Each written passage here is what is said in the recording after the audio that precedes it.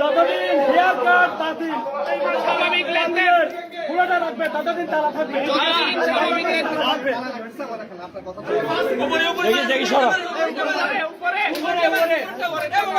উপরে ধরেন না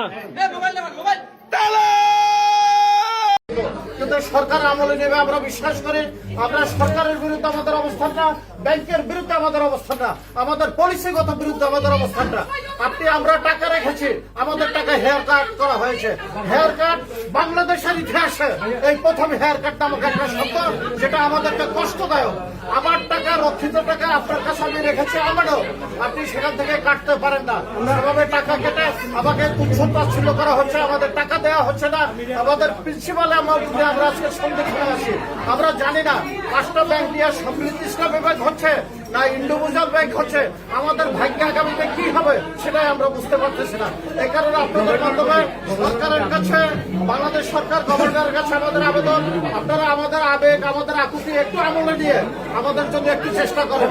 আমরা আপনাদেরকে সহযোগিতা করবো এই ব্যাংক দাঁড় করাবার জন্য।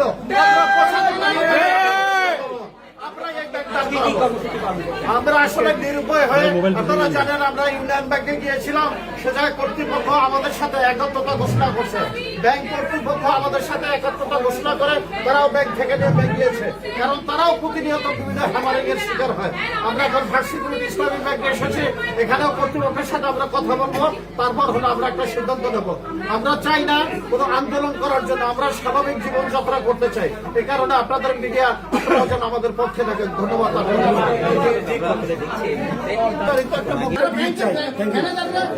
আমরা কাস্টমাররা দেই না, এটাই আমাদের দাবি। তারা এই দাবিটা, এই দায়টা আমাদের উপর চাপাতে যাচ্ছে, এটা কিভাবে সম্ভব? ব্যাংকে আমাদেরকে বলছে যে আমরা টাকা আমাদের উপর থেকে নিষেধ, আমরা এই কথা একটা দরকার।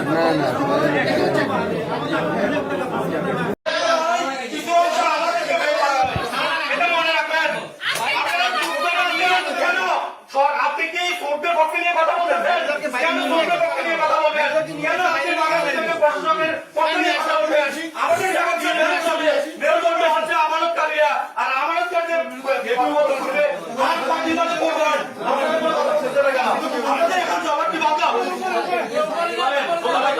আজকে একটা সংগঠন নিয়ে